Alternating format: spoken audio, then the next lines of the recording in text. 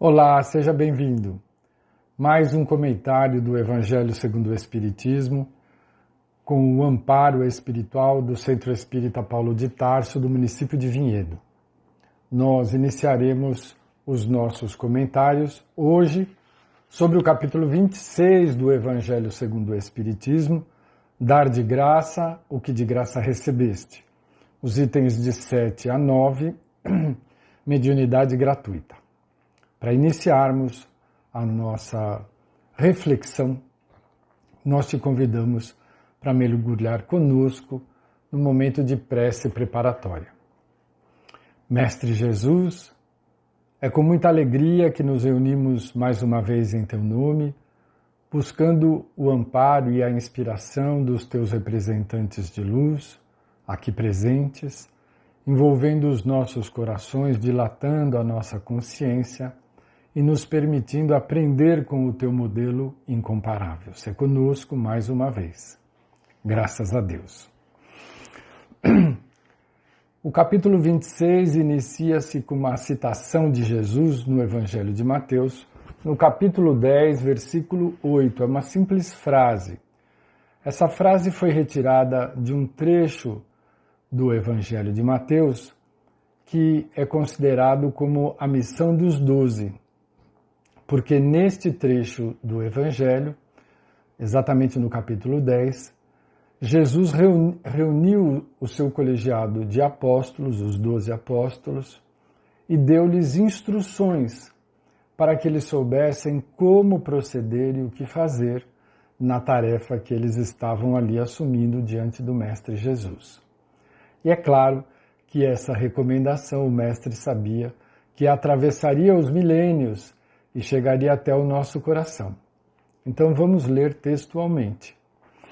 Curai os enfermos, ressuscitai os mortos, limpai os leprosos, expeli os demônios, dai de graça o que de graça recebestes. Mais uma vez, vamos citar capítulo 10 de Mateus, versículo 8. Neste início de capítulo 26 do Evangelho, Kardec faz um comentário e nós tiramos desse comentário exatamente uma frase.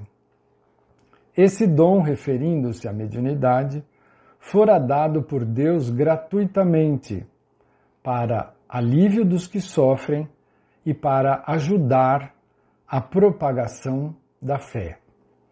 Então, nessas duas frases, uma de Jesus em Mateus e a outra de Kardec, o nosso codificador, nós vamos começar a entender qual o significado e o aproveitamento da mediunidade para os nossos corações. Muito bem. Nós vamos começar nos lembrando que a mediunidade não é uma invenção dos espíritas. A mediunidade faz parte do ser humano desde sempre. É uma qualidade, é uma condição que nós a possuímos desde os tempos imemoriais. Há relatos em toda a história de fenômenos mediúnicos, de todos os matizes e de todas as culturas. Não precisamos ir muito longe. Moisés sobe ao Monte Sinai e pelos canais da mediunidade, ele recebe os 10 mandamentos da espiritualidade superior. Esses 10 mandamentos são a primeira letra ou as primeiras letras da nossa alfabetização junto à grande lei de amor. Então nós as utilizamos até hoje porque a origem delas é superior, é divina. Muito bem. A mediunidade, na verdade, é um atributo da misericórdia de Deus, junto ao coração do homem. Nós não exercemos nenhum trabalho para conseguirmos a mediunidade junto de nós. Portanto, ela é efetivamente um presente que nós recebemos de Deus para que sejamos ponte. Mediunidade é servir de ponte entre as duas realidades, os dois planos da vida, a nossa realidade material e o mundo espiritual, que é a nossa origem e a nossa destinação. O mundo material, que é o transitório onde nós estamos hoje momentaneamente. Quem passa por esta ponte, que representa a mediunidade, são os espíritos, despidos do corpo de carne. Nós podemos dizer que quando nós nos transformamos em ponte, nós somos apenas um instrumento, uma passagem. Quem realiza o fenômeno mediúnico são os espíritos. Portanto, se nenhum espírito passar pela ponte que nós representamos, não há fenômeno. Então, lembramos o nosso querido Chico Xavier, que costumava dizer às pessoas que o procuravam, ansiosas por alguma comunicação. Ele dizia, olha, o telefone mediúnico só toca de lá para cá. Ou seja, ele sempre esteve disponível, mas só aqueles que tinham permissão e poderiam realizar a comunicação é que se abeiravam da sua mediunidade, que nós consideramos muito incomum, superior mesmo, em todos os tempos da humanidade.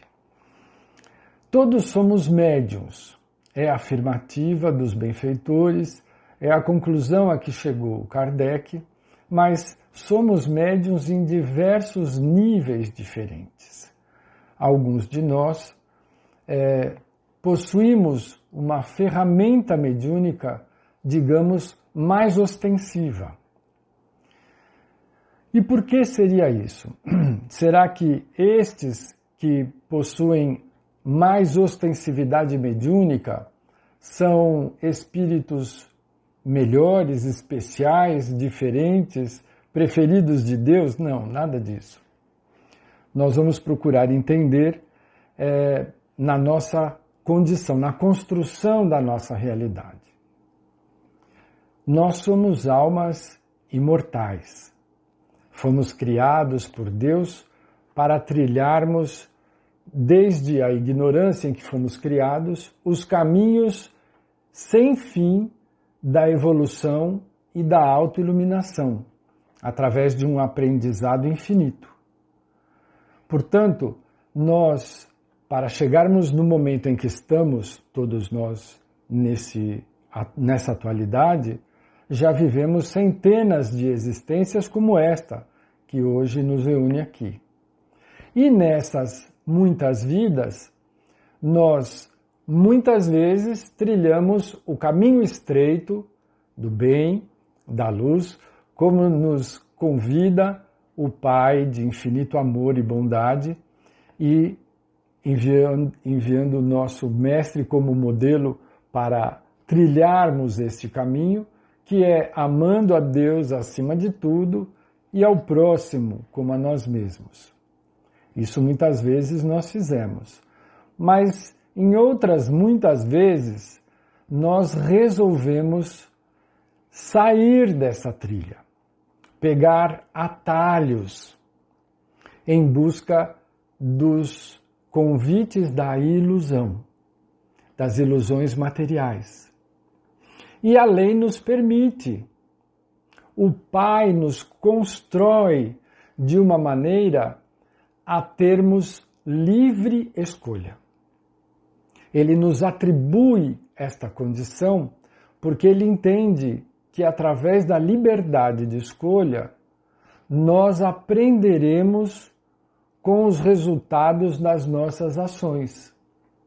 Se pensarmos bem, se não for por este caminho, dificilmente conquistaremos responsabilidade. Porque também é da lei que a semeadura é livre. Nós podemos escolher, nós podemos lançar mão das sementes que escolhermos, mas a colheita é obrigatória.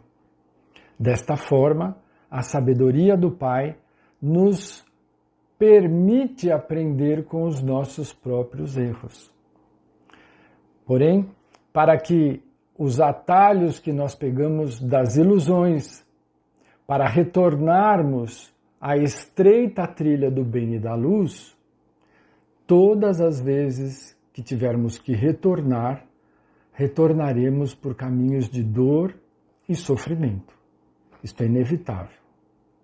Mas, como escolhemos, nós vamos ter que pagar este preço. E chega um determinado momento em que tantas são as ilusões que nos atraem, tantas vezes tomamos os atalhos, nos distanciando do caminho estreito, do bem e da verdade, do amor e da misericórdia, que começa a ficar difícil de nós equilibrarmos as duas colunas do que nós possuímos em bens morais e espirituais e as dívidas que a nossa consciência adquire nos afastando deste caminho. Começa a ficar pesado e a dor começa a bater forte na nossa consciência. Nesse momento, mais uma vez, surge a misericórdia de Deus, nos concedendo uma ferramenta maravilhosa para que, através desta ferramenta, nós possamos conquistar recursos e, através desses recursos, saldar as dívidas acima da média que possuímos. Esta ferramenta é a mediunidade. A mediunidade com Jesus, conforme nos explicam e nos orientam os benfeitores espirituais na doutrina dos espíritos, para exercer a mediunidade com Jesus, nós precisamos conquistar conhecimento superior, realizar um processo de reforma interior que exige a nossa disciplina, o nosso autoconhecimento e a nossa dedicação num processo constante de doar-se. É junto a estas normas do exercício da mediunidade com Jesus que vai fazer com que enfrentemos as sombras que escolhemos nos nossos desvios de rota. É exatamente o salário que precisávamos para enfrentar as nossas dívidas de consciência. Então veja, nós não pagamos por esta ferramenta absolutamente nada. Nós recebemos esta oportunidade como um instrumento a mais para que enfrentássemos as nossas necessidades pessoais de luz, transformando-nos em serviço ao nosso próximo. Nós sabemos que para servir de ponte dos bons espíritos, nós precisamos ter essas atitudes junto ao nosso coração, junto ao nosso pensamento, num processo constante de reforma interior, de oração e vigilância. E muitos dos médiuns acabam se queixando. Mas por que eu tenho que ter tanto cuidado assim, enquanto a maioria das pessoas que não possui a mediunidade podem fazer o que quiserem? Ou seja, derraparem, pegarem atalhos. Acontece que a nossa necessidade é mais alta do que a média. Então, é exatamente por esta disciplina que nós iremos enfrentar as nossas dificuldades de sombra. Ou seja, nós faremos luz dentro de nós mesmos, em primeiro lugar, para servir aos bons espíritos, que vendo o nosso esforço, nós estamos longe de ser perfeitos. Mas o nosso esforço, nosso empenho em modificar-nos interiormente, em seguir os exemplos de Jesus, atrairão por simpatia os benfeitores espirituais que nos permitirão o exercício da mediunidade com Jesus.